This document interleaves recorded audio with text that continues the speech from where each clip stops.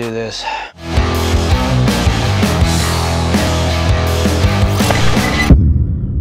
So I'm gonna show you from the very beginning kind of how to take photos from your desktop and bring them in to Lightroom and then into Photoshop. Be doing a very basic kitchen. I always use Lightroom Classic. Haven't really messed with the other one. It's just my preference. The CC, I don't know. I just use Classic, it's what I know. I don't know if there's much difference, but Classic is just what I use. When it opens up like this, you see check marks and they're kind of highlighted. You can see what it looks like without the check mark. These are not in the program yet. You have to then click import and it will bring up your files. So I'm gonna show you step by step and the keys, the quick keys that will help your workflow go a little faster too. So once you import it right here, you see that your photos can be seen.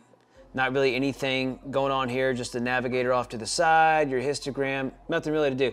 Push D and that will open up where you can immediately start to edit. I want to go down, not on my presets. So I'll open my real estate stuff. And I have it labeled as real estate Nikon because that's what I use. When I make the switch to Canon, then I will relabel it and adjust accordingly. If you would like to see how I create my presets in Lightroom, what I'm adjusting, the steps to make it where then it will be easy to find, and also in Photoshop with the way I did it last week, when you can just do it under a minute with creating an action, leave me a comment below and I'll make a video specifically for you. And also if you have any other questions, feel free to ask. I'm here to help. I really enjoy teaching, so you're not gonna get on my nerves at all. I like to do my full bump to everything. And what the full bump does, you see right there that everything kind of twitched a little bit. All right, so see how low my histogram was? Now, usually the peaks right here, you can see my little feet, right here are a little more to the right. But since there's no bright colors and it's all like that brown wood, it's darker colors that are over there. So get this peak looking good. And what I'm trying to do is kind of match up the light over here. So I can push my arrow keys and kind of go back and forth. So on the ambient shot, this is my flash. I like the way that wood looks on the flash. This is my ambient. All right, so you see this area right there. Now what that is a window shine. And you can see that I had to put my shutter speed down to 1/2 second. The reason I had to do that is because brown sucks in light. So when you're shooting cabinets or brown floors or whatever, it will suck the light up, which means you also have to have a more powerful flash. You saw how dark that was. I'll reset this. See how dark that was? I popped that flash off and it pretty much just lit up right there. Because I shot in RAW, I'm able to pull out that detail. So always shoot in RAW. But my little full bump thing does a pretty good job of what I want. And then I just start bringing that stuff up to where it looks well lit. And that wood looks really good in the flash shot. But you see how kind of dull or whatever that looks? So what we're gonna do, you can see this over here, it's got greens. Now something that's a very unique and useful tool is this little thing right here. I don't know what it's called. It looks like a nipple. But you go over to here to these colors and see it jumping over here. Watch the color shift, how it's following up and down. So I take that and I drag down. And look at that, it starts pulling it out. So then it stops looking like a blue color cast and it starts just looking like a natural shine that you would see with your eyes, which is what I want. Bring it down just back up. Okay, and then to make it stop, just click back on it and it will stop. Now some of you may be looking at this and be like, well, it's crooked. I don't do any of my verticals or horizontal corrections until I bring it back out of Photoshop back into Lightroom. And the reason is because for some reason Lightroom would not correct the same on every photo. It would do that even though the photos are almost identical. stand would not, it's on a tripod, so I don't know what the deal is. So I found that it works a lot easier for me if I do it after I bring it back in from Photoshop. So that looks good to me. It's a little more brown. What's the deal? Looks like I just needed some more orange. Look at the cabinet.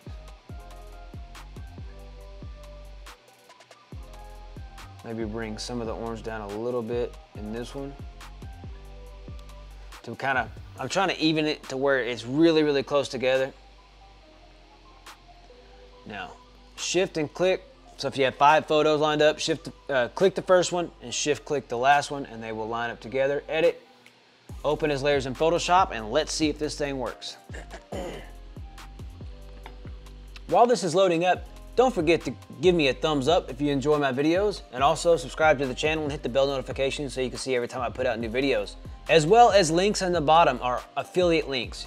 If you want to try out Photoshop, music that I put underneath as I'm teaching, or any videos that I'm just having fun with, any of my vlogs, I pay $15 a month. You can get 30 days free with my link and download as much as you want, and then say, nah, I'm good. So if you spend an entire day and you download a bunch of stuff, you don't have to give it back. It's yours. So they give that offer for 30 days. You can try it out. And if you don't like it, you don't have to pay anything. It's kind of a cool deal. I use a Wacom tablet. Every video I mention it because it's one of my best investments. So I have a link for everything down below that I use from the light, and also everything on a budget, because not everybody can afford crazy amounts of equipment. So I put stuff down at the bottom, a few options that you can see. You can just click on those and take a look. It ranges from $200 to $400 and sometimes $600. If you have equipment already, like flash, little speed lights or whatever, use what you have. You'll just have to pop off more flashes. And if you have questions about that, I can make a video about that as well. So make sure to comment if you have questions. Back to the photos. So here we have the shift and click, go up to edit, auto align layers. I have it set. Once you click auto, it'll auto populate there, and you can just hit enter and it will do it. Always check it, make sure there's no shifty things going on. You'll see the shadows right here will be shifting, and that's okay. You don't want lines to be shifting. It's a little hard to tell sometimes. It'll play with your eyes because the shadows look like it's jumping, but it's not. So that looks pretty good. Click on this top one. Now I put Alter option, add a layer mask, and it'll make it black, which is, it's gonna hide that layer. And then Command J, I'm not sure what it is on a PC, I have a Mac. And then I wanna make this top layer luminosity. And what the luminosity layer will do is it makes light appear instead of color. And so let's see what that does. So B for brush. I have over here, right here, you can see as soon as I am on a layer mask, it's either black or white. So to make that switch real quick, just push X on your keyboard. I wanna make sure my flow, I usually do it about 10% because I'm usually trying to hurry. I want the hardness to be at 0. And the brackets on your keyboard can make your brush bigger or smaller, just back and forth. They're right next to each other, right, kind of diagonal from the enter key. Let's see what this turns out like. See the little shine from over there? And that'll darken that back up too. Bring the light from out here, and what it's doing, it's want to make that be gone. Now look. See how that's kind of turning a weird color? That's why you need the normal mode. Now watch this. Brings that color right back in.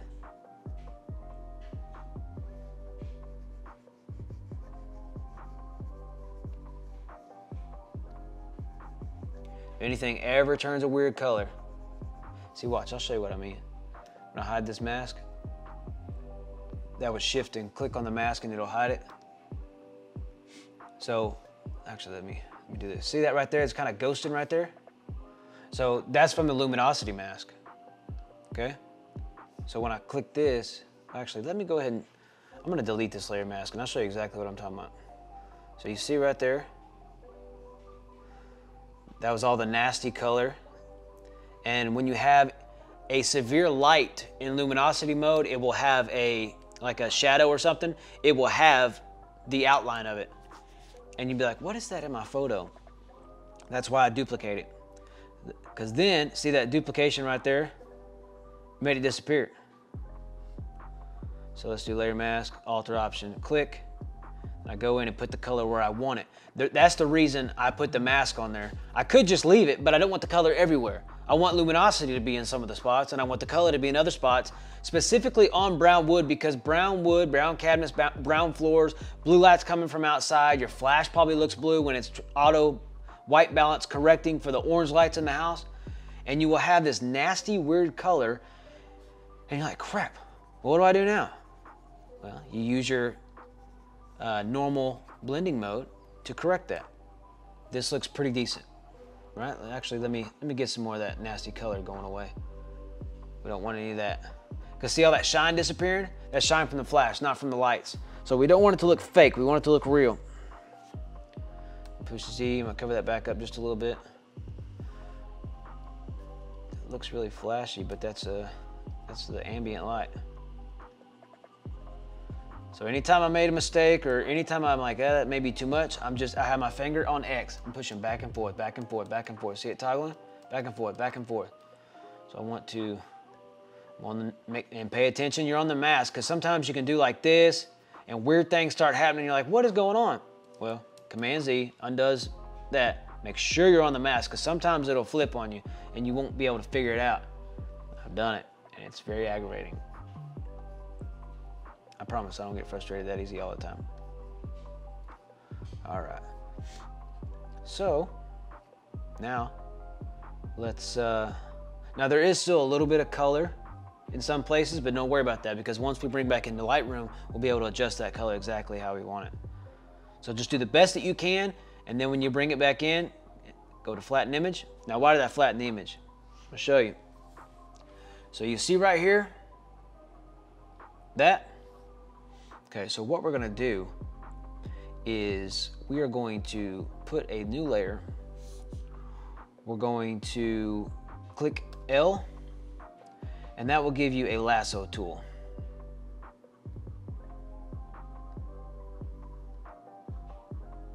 What am I gonna do? Press B. Now, if it's ever on a weird color and you just want black, push D, and it will default to black and white. You could toggle back and forth. That's when you're on a regular layer, not a layer mask. Layer mask will automatically be black and white because that's the only colors you can use on there. So let's see, flow at 10.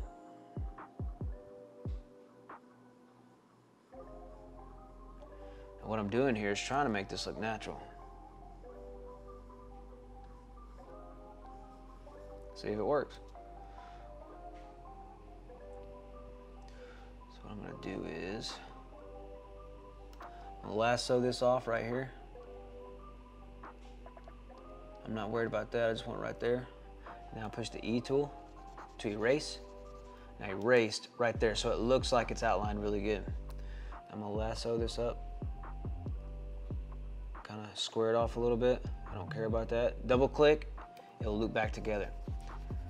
I'm just trying to make it look as natural as possible, because, let me Command D.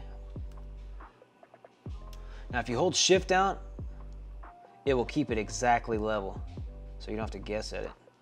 I'm just click it wide, wide, wide, because all I'm doing right here is erasing. Double click, E. The reason I'm doing that is because I want it to look natural. I want it to be a perfect line across there. Because later, let's do L again, because later, I don't want somebody being like, is that fake? I don't want their attention drawn to it. E again, just go right across there, and watch. Now, we know it's there because we were here when it was drawn, but if you fit the screen, and maybe bring the opacity down a little bit,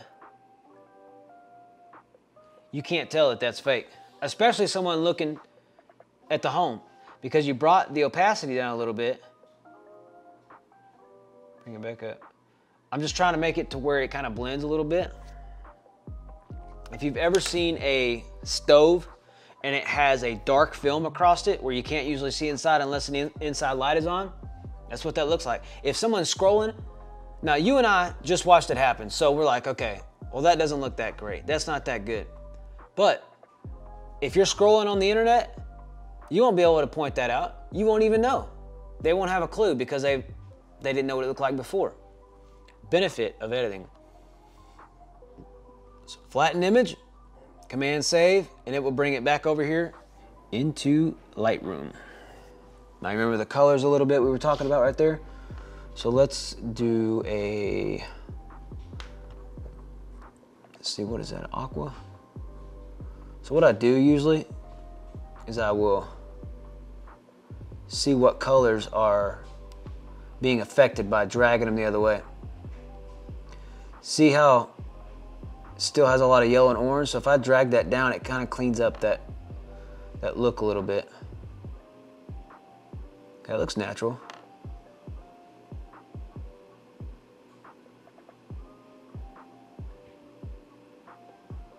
You can see it where it starts getting like a weird harsh color around there. And that's okay. Now, that big shine right there, you can't really do anything about it. That was natural. That was from a light that was hanging down. So, I mean, it is what it is. And then I have my after edits where it straightens it up, it does my lines, and it always does a terrible job, and I have to come down, push update, and then it fixes it almost perfect. Sometimes you gotta do it. I always click this checkbox right here to constrain so I can move it just a little bit, and it always stays. Maybe you need to rotate it just a tad. Looking at the lines right in front of people so they, and then just crop it a little bit to make it even. And that is it. That is the finished product. You can't tell that right there. You can't really see it. It won't draw attention to anybody.